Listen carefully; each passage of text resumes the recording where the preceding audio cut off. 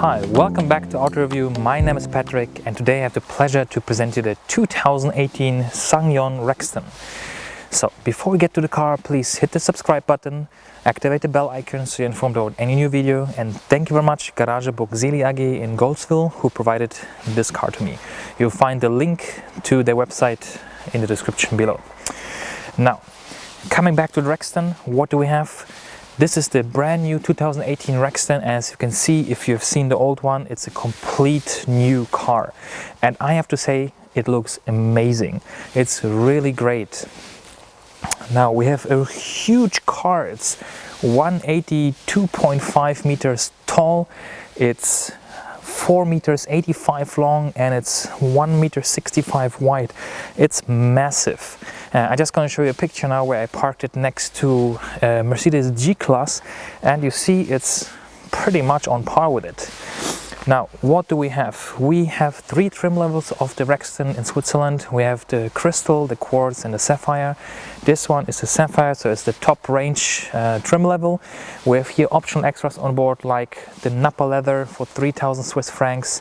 We have the 20-inch alloys. These are not the 20-inch, these are the 18-inch winter wheels, but it comes with 20-inch alloys and high gloss trim. I'm gonna put the picture in so you see how it looks, which is an optional extra for 1,000 francs. You can get the car as a 5-seater as we have it here, or as a 7-seater, optional third row. And we have here as well the optional 7-speed automatic gearbox on board, which is another 3,000 Swiss francs. So base price for the Rexton Switzerland is 32,990 Swiss francs for the 2-wheel drive version. This one is obviously the 4-wheel drive with the automatic gearbox, Napa Leather and so on and so on.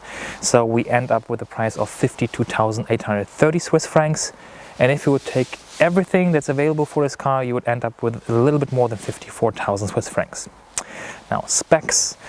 We have at the moment only one engine choice, which is a 2.2 liter diesel powered version, producing 181 horsepower at 4,000 RPM, maximum torque of a whopping 420 Newton meters between 1,600 and 2,600 RPM. 0 to 100 time is exactly, I don't know, because there is no information in the brochure, there's no information on the website. No one has tested the car from 0 to 100 so far. I could not find any figure, so apologies for that. At the time of making the video was no information. However, I'll do a 0 to 60 kilometers an hour test later on in the video, and there you can see how it goes from 0 to 60 at least. Now, top speed 185 I mentioned. Fuel consumption I had, and this is really amazing for a car that weighs over 2 tons and it's huge. It's 7.9 to 8.4 liters of diesel per 100 kilometers, which I tested. With a fuel tank capacity of 70 liters, that gives you a range of roughly 850 kilometers. CO2 emissions 199 to 218 grams per kilometer we have on this one, and a boot space between 820 liters with the seats up in the 5-seat configuration up to 1,977 liters, which is huge. Alright, so without further ado, as usual, I'll show you the first row, second row. In this case, we have no third row, the boot, and then we hit the road. Enjoy! Alright, so the Rexton from inside, and the first thing you'll see is this beautiful Napa leather with the stitching and diamond cut, basically. I really like it. You see the stitching over here as well in the center console. Continues here on the left side. You see it in the door bins or panels, and the feeling is very luxurious, I have to say. This has nothing to do with the old Rexton. But before we get to that, as usual, from left to right. So, to open the doors, we have memory seats for 3 drivers basically. We have electric mirrors that fold in. You can either have that function on or off. Once you lock the car, you can obviously fold them in while driving as well, in case you want to do that, or maybe going through a narrow road. Then adjustable with the blind spot assistant. Electric windows on all 4 seats with auto function up and down, great. Lock button as well as lock for the rear windows. Then we have a big compartment here to close the door, so you can put something here as well. Then we have the bins on the bottom with a lot of space. On the left side, a little bit of this trim that we have here, as well as an air vent, and then we have quite an armada on buttons. So we have ESP on and off, hill descent control, lane departure warning, electric tailgate open, parking sensors on and off. Then we have a 220 volt power exchanger. I don't know how to translate this. Basically what it does is it can power still the 220 or 230 volt socket in the back. However, be careful because that might drain the battery. This is as much as I understand. Then we have the rear cross alert camera we can turn on in the back here, as well as to adjust the lights basically up and down. Now, steering wheel is adjustable in reach and rake, which is great. Seats are electric, as I mentioned, in all directions. Then on the left we have the lights. We have auto high beam. High beam, we have LED lights in the front, LED rear lights. However, the high beam is halogen, just for your information. And then we have auto wipe function, which is a really great feature. Instead of you wiping itself, you just press the button once and it sprays and wipes and does everything for you. I really love that. Steering wheel, nice leather wrapped, nice feel, not too thin, a bit thicker on the bottom, but thinner on the top. Then the seats as well, if for example I open door, you'll see it. You'll see the seat slides to the back, so it's like a comfort function for you to get in and out easier. Now, let's put on the light here. We have left the RPM, right the speedo. In the middle we have digital display that gives me every information in one. So I don't have to switch in between, but I love it. So I have the range, I have a radio station, I have all the assist system on and off, I have fuel consumption, actual fuel consumption, trip A, trip B, and so on, which is really nice. I really like this. Very easy to read, very clear, not too much, design weirdness, really nice. Then push start button, so it's the keyless go basically. I just have to keep in the pocket. Then this one has the bigger 9.2 inch navigation screen, which is huge. Let me just turn it on. I guess we have to turn on the engine, otherwise I won't be able to show you. So here we go. Okay, one more thing. So this is not a great getaway car, not just because it's big and heavy, it's because it takes few seconds actually after you push the button to turn on actually, and allows you to drive away. So as I mentioned, so it shows you a screen here, which gear you have, fuel consumption, fuel gauge, temperature of the engine, and so on, which is really great. Now, big navigation screen in the middle, 9.2 inch, great all touch. We have shortcut buttons here. However, the system a little bit slow. I wish it would go a bit faster, because look, I press the button and like 1.5–2 seconds it needs. Once you're there, it's a little bit faster. We have Apple CarPlay, which works great. I tried it with my iPhone. You'll see later on as well. You have to plug in your phone, obviously. And on the bottom we have the air conditioning, 2-zone, left and right. Nice big buttons. You can very easily find a sync function, so left and right comes one. On the bottom we have ventilated and heated seats for driver and passenger in 3 settings. In addition, we have heated seats in 2 settings in the back as well. Below that we have a 12-volt power socket. Oh, actually this is a cigarette lighter, so throw that out. So we have a 12-volt power socket on the left, and we have another 12-volt power socket on the right. So we have 2 basically. One USB in the middle, aux in. Then we have this kind of rubberized thing where I can put actually my phone. This is how I did it. So I just put it like this and it holds pretty good, because then you can plug it in there. 2 kind of rubberized slots on left and right of the transmission lever. We have here the same kind of design as we have here. Nice 7-speed automatic, as I mentioned, is an optional extra with sport and winter button, as well as a manual function over the rocker here. Then we have electronic parking brake, auto hold function, love that feature. And then we have the differential for 2-wheel drive, 4-wheel high, 4 low. So you can go really a little bit off-roading. 2 cup holders with a cigarette ashtray. Throw it out, we don't need that as well. And what I like as well, we have here the spacers. On the bottom rubberized, so they keep smaller drinks as well in place. Then arm rest with a big compartment here that you can take out, the smaller one. However, no connectivity there. And then the glove box is decent size as usual. Read it, leave it at home, no need for that space. And away. Then rear mirror with auto dim function for glasses. Huge, actually not huge, but very bright LED lights, which I love, but in the night it's very bright. If you just want to read the map or something, or the passenger wants to read something, it's super bright, really. Then mirrors in the sunshades, illuminated, which is great for driver and passenger. And as I mentioned, this super comfortable lounge chair, Napa leather wrapped, awesome seats. All right, so that's for the front. Let's check the second row. Okay, so to get in the back side, as I mentioned, we have here the handles, which are missing in the front. And as you can see, I have to get up really high to get in here. But once I sit, wow, that's comfortable. So doors open wide enough. Let me close it. Then heated seats in 2 settings, turn on because it's cold. Then the windows from the B pillar all around the back are tinted. Automatic window, electric, goes all the way down. And huge window, super nice, like a white screen, very nice. We close it again. Again, here a little compartment on the bottom for a lot of things. On the back side of the seats we have 2 compartments, which is good. Then we have air ventilation here in the back, which you can turn or open and close, as well as channel the air a little bit. On the bottom we have a USB port and a 220 volt power socket, which you can plug in here.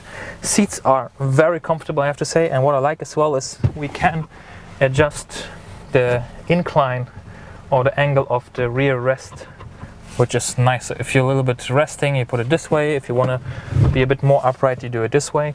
And obviously you can see 60-40% left and right. Then we have an armrest, which you see if it's like this way, it's a little bit low. And then the cup holders are nearly touching the seat.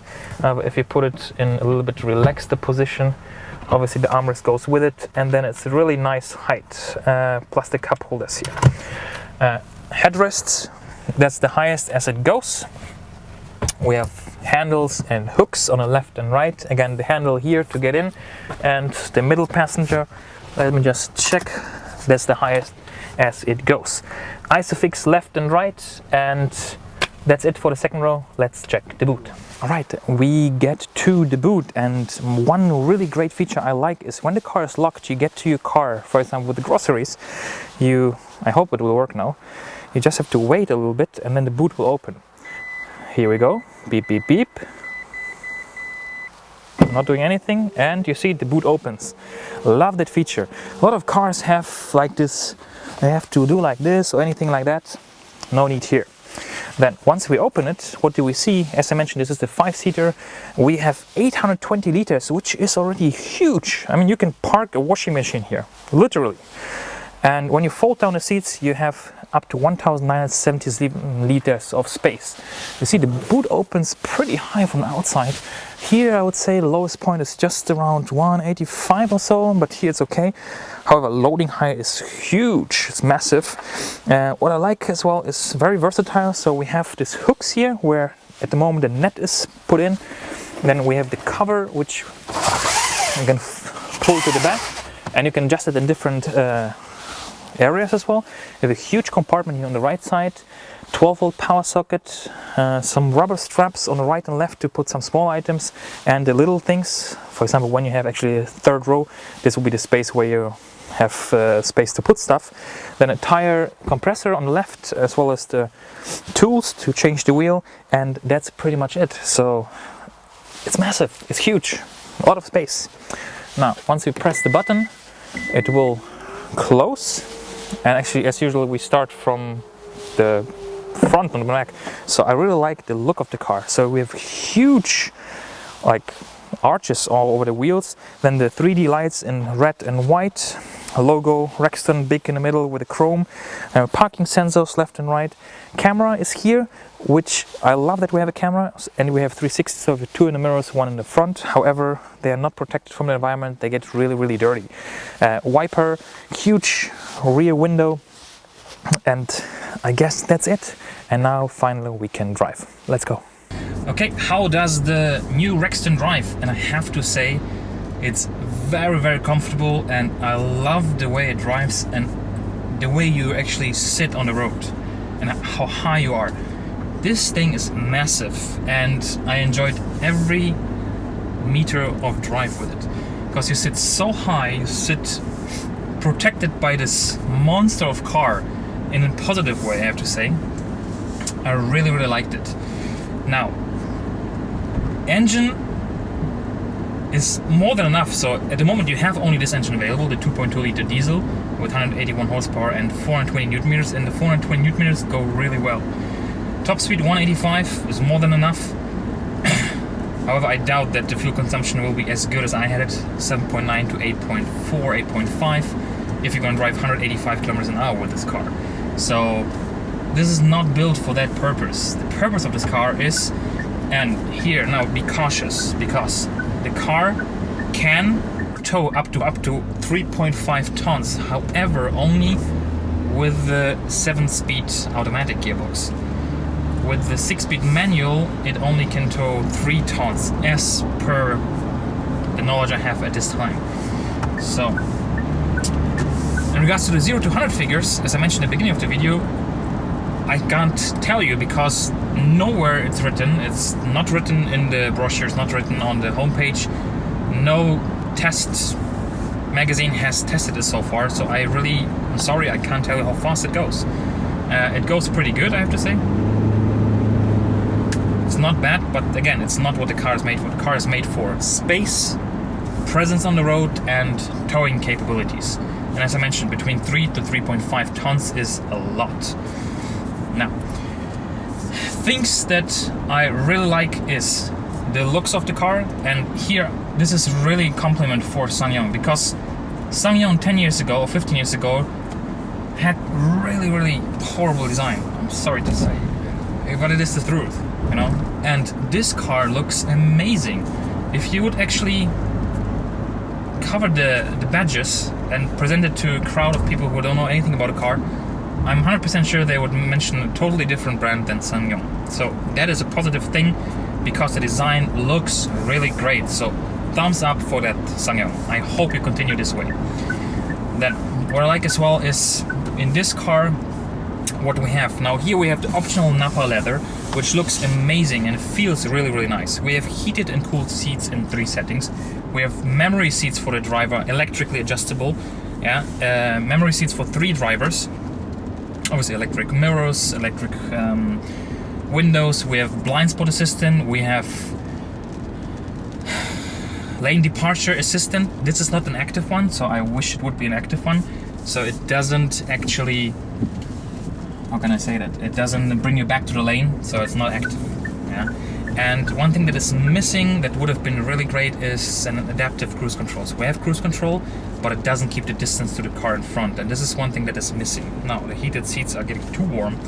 Heated steering wheel we have as well, with a button here, so we turn that one off as well because it's warm. Dual zone air conditioning with a sync function, which is good.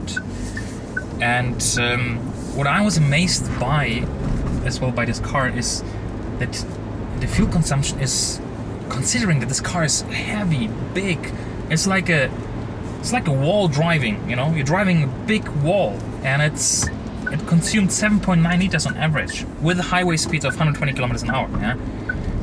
Obviously I didn't load the car full, I didn't tow anything, so yes, it will consume more, but I'm living in a mountain area here, so in Interlaken, and I do have a few hills here and there to work. And considering all this, having an average of, let's say, even 8.5 is pretty good, pretty damn good, I have to say. Now, navigation works fine. We have Apple CarPlay, Android Auto here. Let's see. Mode, Apple CarPlay, here we go. And now I just have turned down the brightness of the screen because it's very bright in the night, and I wish it would have something that where I can actually change the brightness very quickly, like a rocker here, rather than going through the sub-menu. So that's something a little fiddly in my opinion.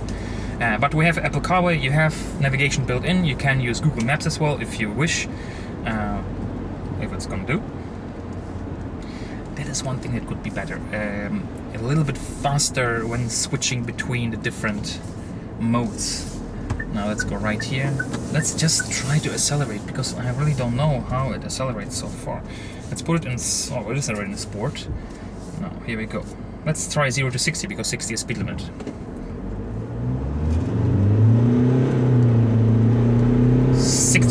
So now we can see on the bottom, lane departure warning.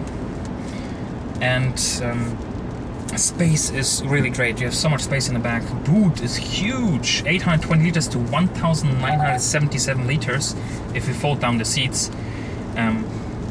It's really, really good. Now, we have one USB port in the front, we have one USB port in the back, we have a 12 volt power socket here, we have a 230 volt socket there. Now we have this compartment here which is quite deep, but there's no connectivity inside here. So a few more USB ports would be nice. And what is great as well, we have LED lights, we have LED rear lights with high beam auto function, so you just have to press this to the back, here we go, and then it basically switches on and off the high beam accordingly. We have LED fog lights as well, which is great as well. However, high beam is halogen, and this is something not nice. I'm really not a fan of halogen.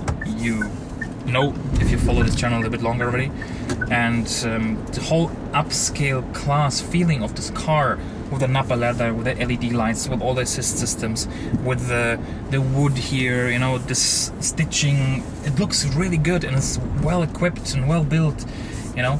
And then you have this halogen high beam. It's like,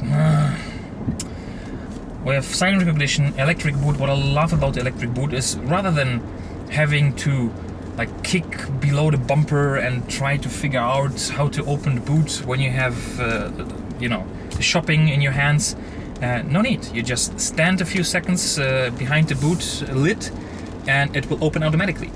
What is nice as well is when you get actually close to the car will recognize it, will actually unfold the mirrors if you have the function turned on, that the mirrors actually fold in when you lock the car. The light goes on inside the car, it illuminates the area around the car, and then you just have to touch the handle, the little button in the handle, and it will unlock the car. I love that. One thing that I would wish is that there would be some kind of, you know, like ladder that actually opens up below the car, for example, what you know from the Cadillac Escalade. I've tested that one in Dubai, so if you would like to see that video, just check the top right corner in the video and you'll see what I mean. So it's really high, the car, which is great to drive and look wise and everything, but it's very difficult to actually get in. And I'm not a small person, I'm 184 tall.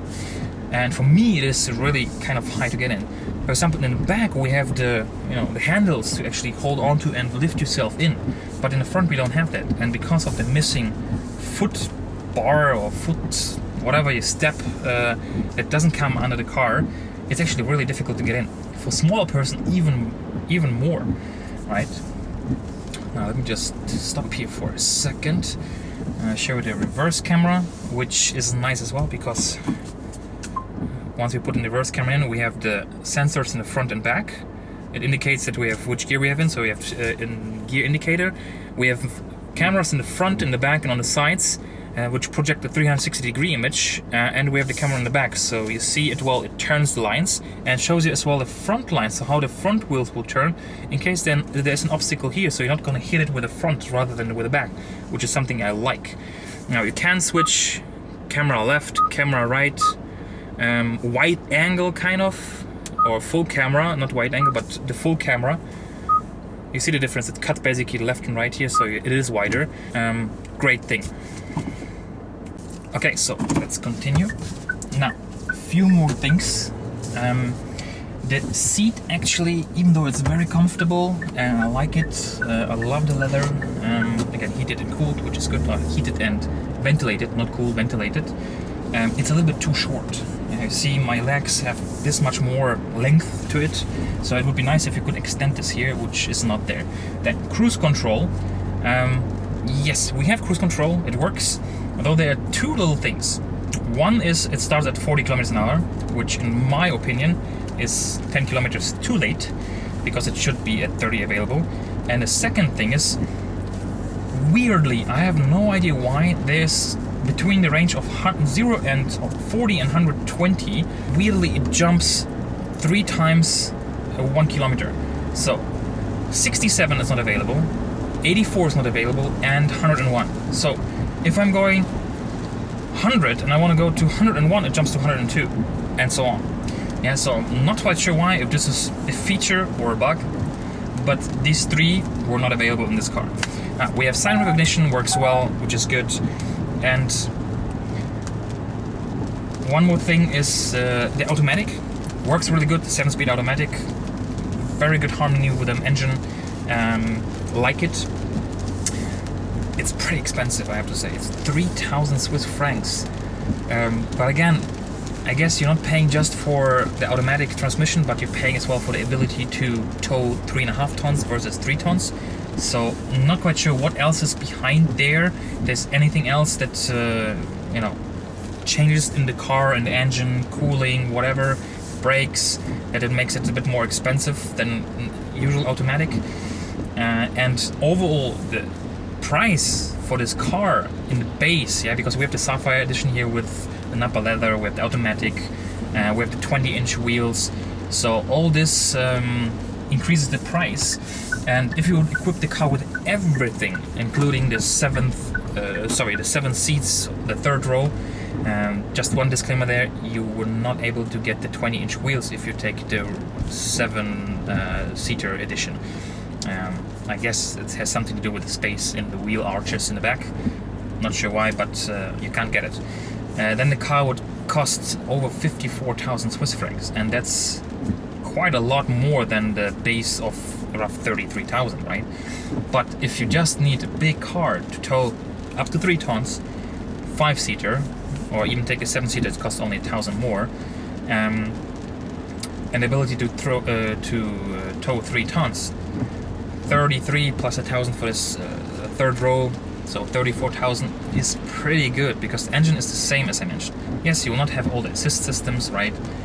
You'll have smaller rims, and you'll not have Napa Leather and so on. But I guess what SsangYong is trying with this car is to go a bit upscale and show that SsangYong can do as well quality and like luxury rather than only affordability and cheap, because this car is really amazing. And as I mentioned, the design is really good. I really like the look of this car.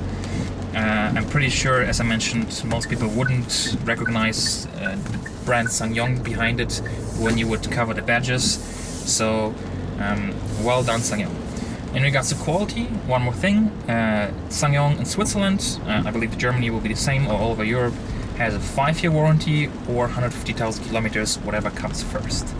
Now, that's pretty much it. From my side, recommendation, really nice car. If you can live with a few little points that I mentioned, then there's nothing that speaks against it. Check your local SsangYong dealership, or if you're in this region here, please check Garage Goldswil. You'll find the link in the description below. If you have any more questions, please call them up. Very nice guys, and they will be happy to assist you. So thanks a lot for watching. Subscribe, like and share. Wish you a good day, and see you next time. Bye.